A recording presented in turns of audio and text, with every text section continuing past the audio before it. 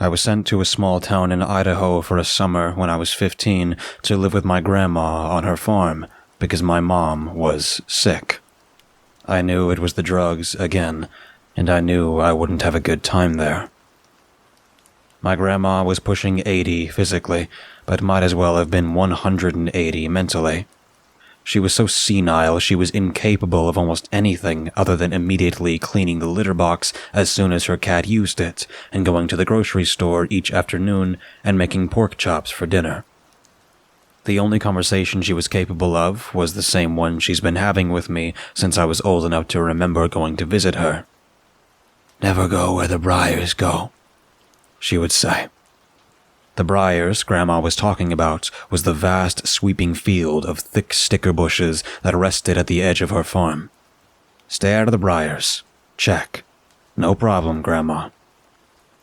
My grandma's farm hadn't operated since my grandpa died almost 20 years before, so she just had a big old farmhouse on the edge of town surrounded by empty fields of endless dirt. The only way I was able to sanely pass the endless scorching Idaho summer days was building bike courses for my BMX with jumps all around the property. I spent countless hours racing around the dirt and competing against myself. It was a few weeks into summer when she first appeared. I was on the porch, downing a tall glass of water on a 100-degree-plus afternoon when I saw a figure strolling through the far edge of the farm field, moving towards the infamous Briars, pushing my fucking bike with them. I took off from the porch and ran across the field as fast as I could.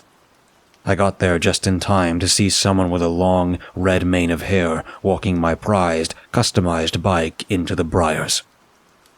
It was a girl, about my age, 15, tall and thin with sunken and haunting eyes that looked back just long enough to meet with mine for a fleeting second before she disappeared into the thorns. I didn't heed Grandma's warning. I went into those Briars. I stepped into a completely different world once I ducked below an opening in the stickers. It was the middle of a red-hot afternoon, but it was as dark as dusk underneath the cover of the tall Briars. The ground beneath my feet went from soft, silky dirt to a thick mud that clung to my sneakers. Underneath the canopy of the tops of the Briars, it was obvious several paths had been cleared, creating a labyrinth of trails to choose from. I heard a rustling come from a section of the Briars which dropped downward towards the river. I followed the path and was welcomed by the fresh footprints of bare feet, which I followed deeper into the Briars. I heard the rustling again. I saw the glimpse of a shadow dash in front of me just a few feet away, running into the darkness. And I saw the metallic glint of my bike. I watched my bike shine for a second before it was out of sight, and I heard voices pop up all around me. I wasn't willing to risk it anymore. I started to retrace my steps as fast as I could to get out of the Briars. I was able to retrace it about 3 of these steps before I stopped in my tracks.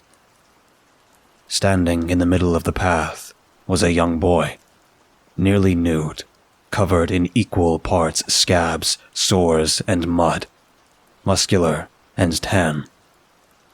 He just stood there, staring at me with dark eyes, all of his muscles seemingly flexed. I myself was equally measured, stunned, and scared. If only I had known the boy was just a distraction, that 2 other Briars boys had stepped up behind me. I didn't know until I tasted a dirty palm on my lips and felt myself pulled backwards by powerful arms. I was helplessly dragged backwards through the mud and the Briars, feeling the thorns rip at my skin all the way until a gunshot went off somewhere in the distance, and they let me go. I laid there in the cold mud, watching 3 shirtless boys covered in scratches dispersing into the darkness of the Briars all around me. Whoever was firing that shot saved my life. I didn't bother retracing my steps this time. I ran out of those briars as fast as I could, getting my entire body ripped up by the thorns the entire way. Grandma's pork chops tasted a little better that night. I checked my body in the mirror that night and found countless oozing wounds all over my body. I looked like I had a raging case of chicken pox. I thought about how insane I looked, and not drawing a single question from my grandma confirmed just how deep in her mental condition she was. She didn't even give me a single sideways look all dinner, despite me being the physical condition that I was. The back of my neck hurt the most. It burned with a hot pain, much more intense than the rest. I checked the back of my neck in the mirror the best I could and saw a dried trickle of blood going down the back of my shoulder. It really looked like something serious happened back there. I tracked down a hand mirror in the bathroom so I could do the barber trick and looked at the back of my neck in the hand mirror. What I saw in the reflection stopped my lungs from breathing. Etched into my skin was the number 000316, oozing blood and burning my nerves like a fresh tattoo. I took in the sight for a moment, and then walked over to the window that overlooked the Briars. Usually, the Briars were barely visible, even on the most moonlit of nights. That night was different. I could see a small fire somewhere in the Briars, illuminating the patch, and faintly outline dark figures standing just outside of the Briars on the side closest to the farm. Their heads looked up in my direction. I closed the blinds. I didn't sleep that night.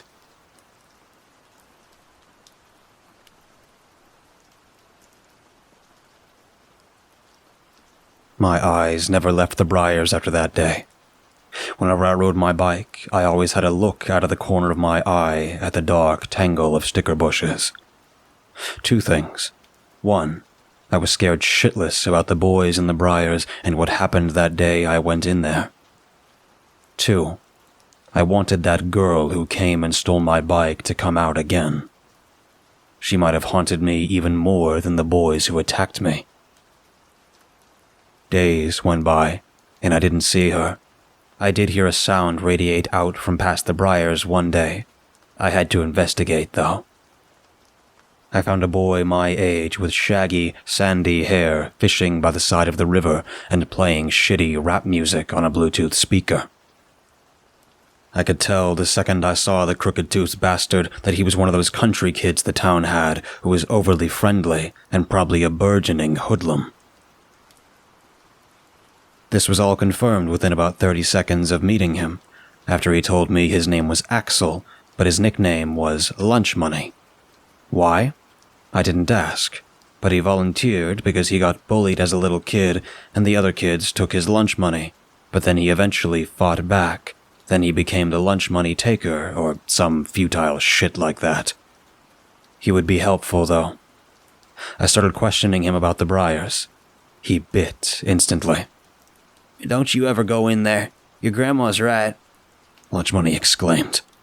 "If you're in there long enough, you become one." Become what? "The boys in the Briars, like wild things. They live in there, dirty and crazy, probably eating the worms in the dirt." You said boys in the Briars, but I definitely saw a girl in there. Our age, red hair. "I guess there must be girls in there too. They always stay hidden, though." How does this work, though? These people eat, sleep, and breathe in the Briars? And all year round? Like in the winter when it's 2 degrees? I asked. I loved how nonchalant Lunch Money was when he talked about all this wild shit like it was perfectly normal. Keep in mind that this was rural Idaho. It's a weird scene when you just get used to the unordinary, especially when your name is Lunch Money. "There's a buried church in there," Lunch Money explained. Buried church? I asked back at him. "Yeah, so there was this cult church, like that one in Texas that burned down. It was like religious but sexual, and the head guy of it, this Dr. Barry guy, he had like child brides. Their church was here by the river, but then the feds and shit were getting close in on him. Lunch Money explained. Lunch Money offered me some chew. I accepted, so he would be encouraged to keep spilling beans all over the riverside. So, leader of the church, he buried the church in the Briars, 'cause apparently no one really owns that land. Plus, I think some of the people at the county office are protecting them.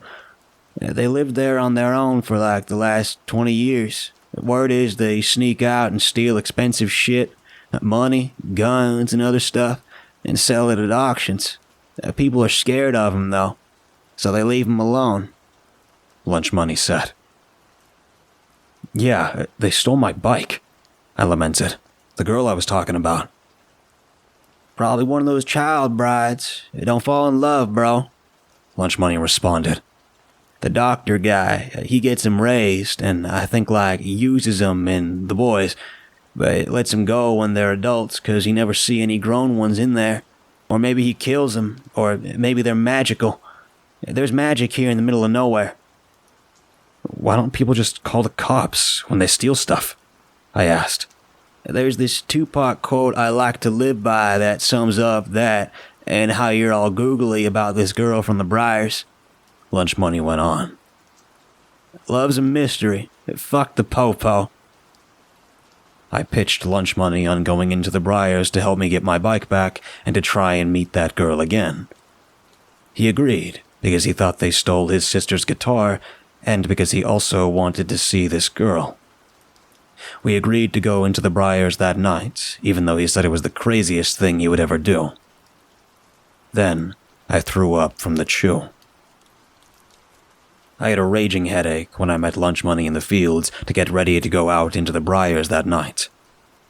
We moved just by moonlight, not wanting to tip off the churchgoers with flashlights. We made it into the Briars and moved through without a plan, just blindly looking for a bike and his sister's guitar, and that girl. We found the roof of the church. It was a patch of white wood sticking up out of the dirt, unmistakable as a roof. I followed Lunch Money into the building, and we found ourselves moving around the interior of a candlelit church. I couldn't believe my eyes. We were only through a few mostly empty rooms when I found my bike. It was racked up against a bunch of other bikes in the corner of a room. I wasted no time grabbing it and heading back in the direction where we came. Hey, what about the guitar? Lunch Money yelled at me. I shushed Lunch Money.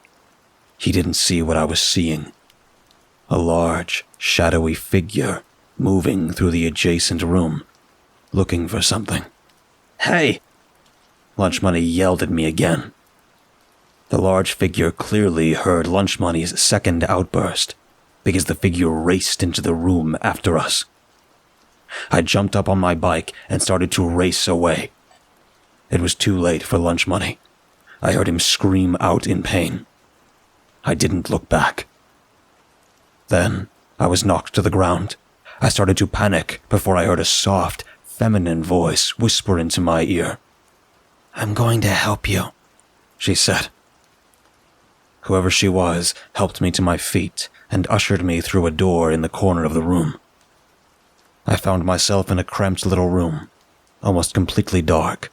I could only see one lone sliver of light. It was enough to illuminate the girl who had stolen my bike, and the white nightgown she wore as she peered back out a hole in the room that let said light in. I got a better look at her. She was tall, strong, tan, and covered in scratches and scabs.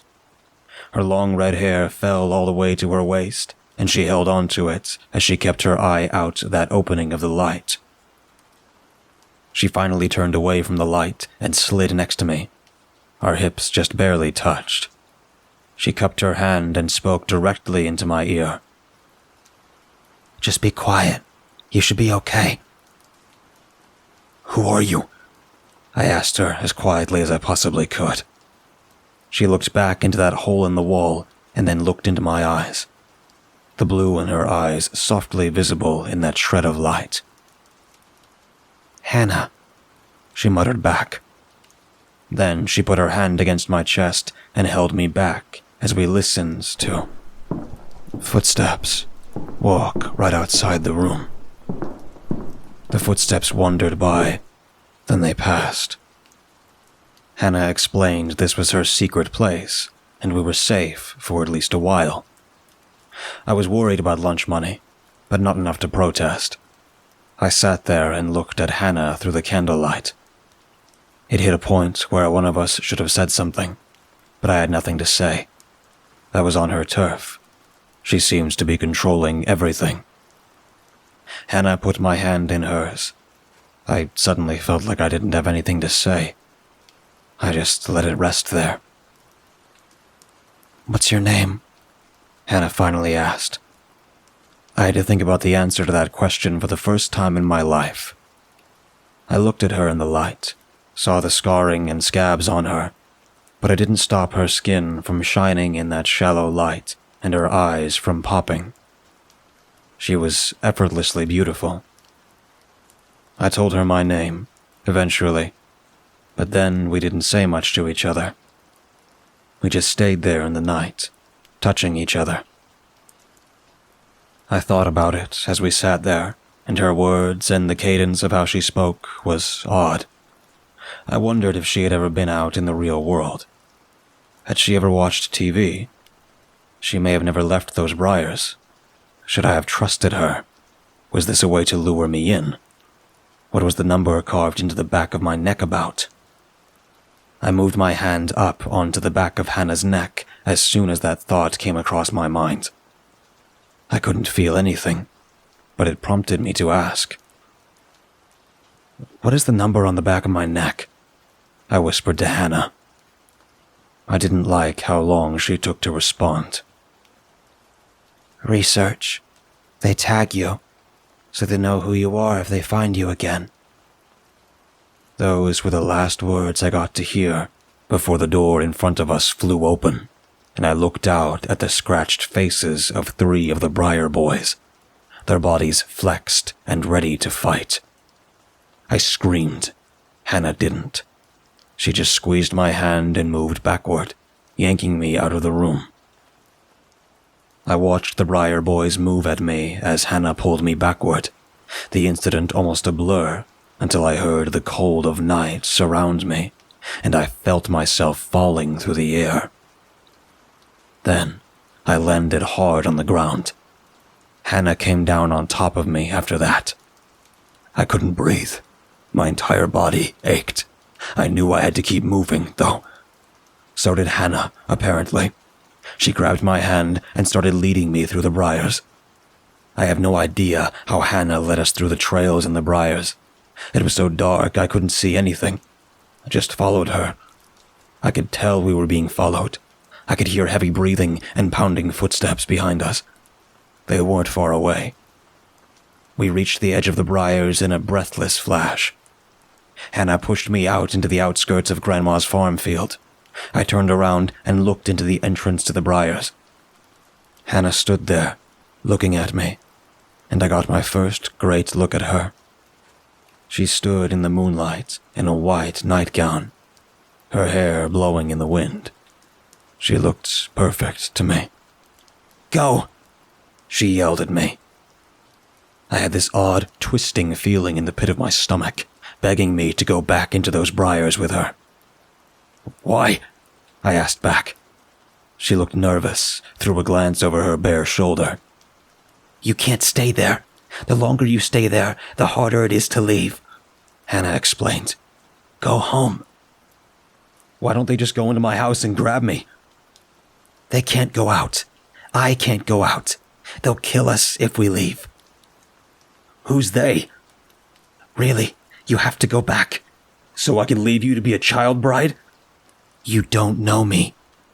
With that, Hannah was off, and I was alone in the dark field. I did the walk of shame through the field and had a cold realization when I got back to the front door. I lost the key to the house. I crawled up the drain pipe to get into my bedroom through my open bedroom window.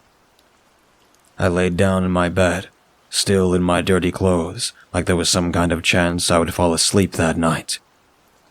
I had been lying awake for a few hours when I heard a key turn in the front door downstairs.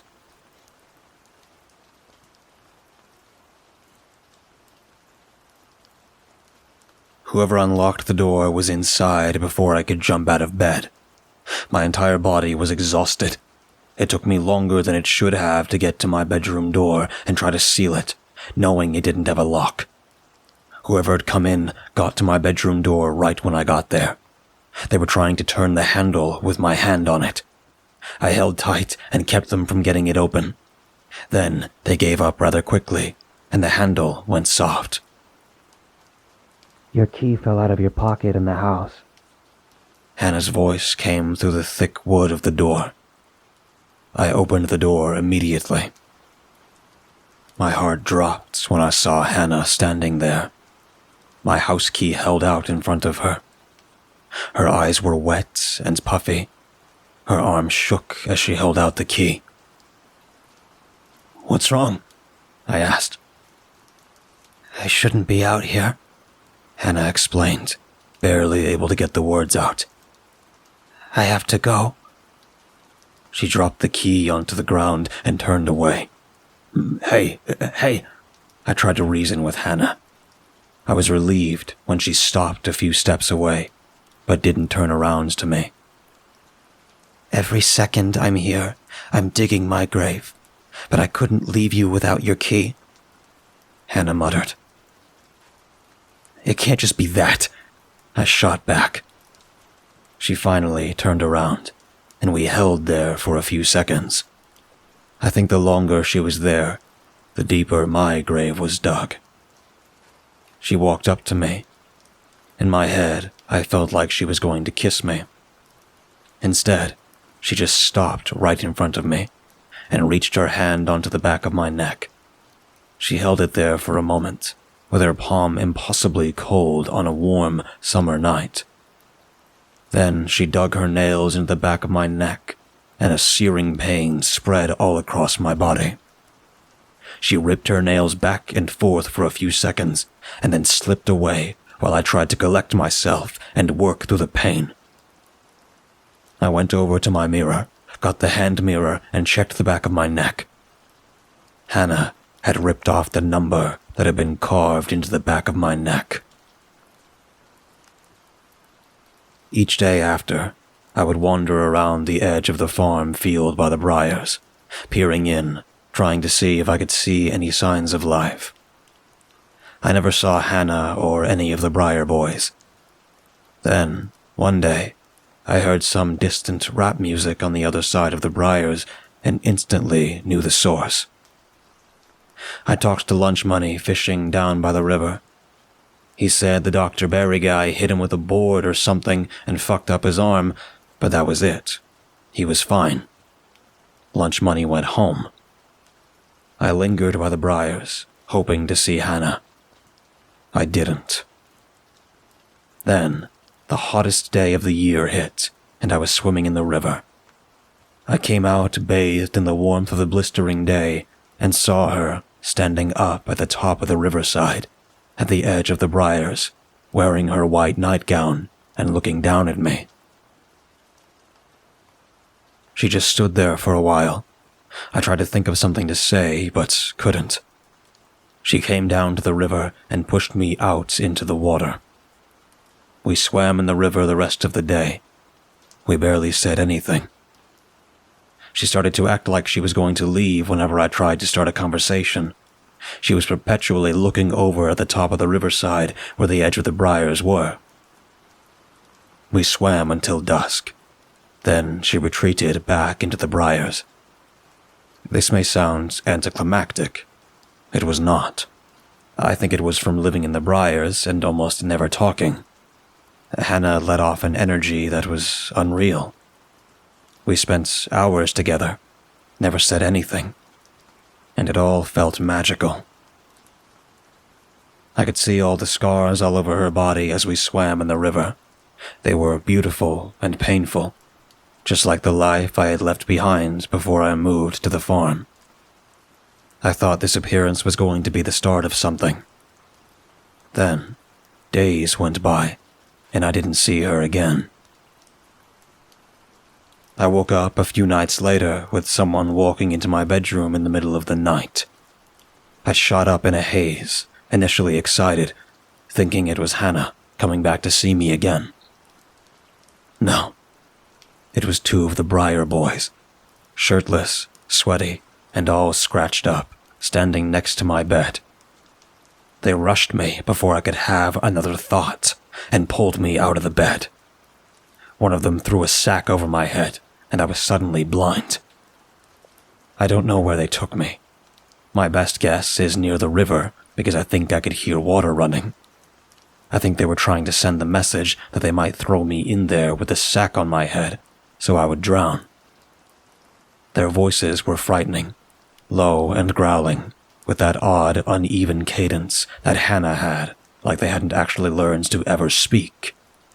Everything came out rapid fire and with a crude vocabulary. Endless threats. I needed to stay out of the Briars. I needed to leave town, and soon.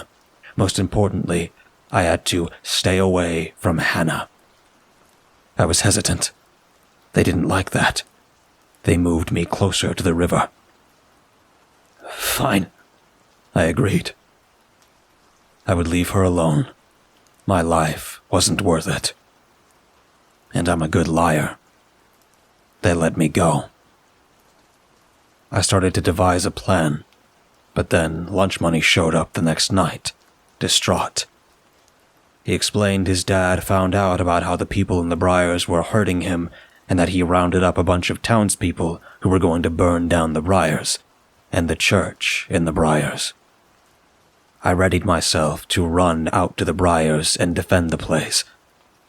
It was too late. I could already see them burning. Lunch money informed me of something heroic. He had already beaten his family and the mob to the Briars and warned everyone inside what was going to happen. Did he see Hannah? Had he warned her? Lunch money wasn't sure. He didn't see her. He could only hope she got out. He did say that he thought they were all going to stay in the Briars, go down with the fire, go down with Dr. Barry. I looked back out across the farm, and the entire patch of briars was aflame. There was nothing I could do. I found a few sets of footprints running out of the briars and through the fields of the farm the next day. I also found a small bunch of flowers, the purple ones which grew in the grass above the river, placed neatly next to the front door of my grandma's house. I'm going to stop there. The burning of the church in that small little town in Idaho ended up making news. The outcome of who might have lived in that church is a major controversy. It's unconfirmed if Dr. Barry made it out alive or not. I'll leave it at that. I was okay. My mom ended up okay. But I told her I wanted to finish out high school at the farm in Idaho. My grandma is okay. I found out one of the few things she can still do is shoot a shotgun, and she's pretty good at firing warning shots over the top of the briars whenever she hears noise out there. She also can still make those same damn pork chops for dinner every night. She cooks for 3.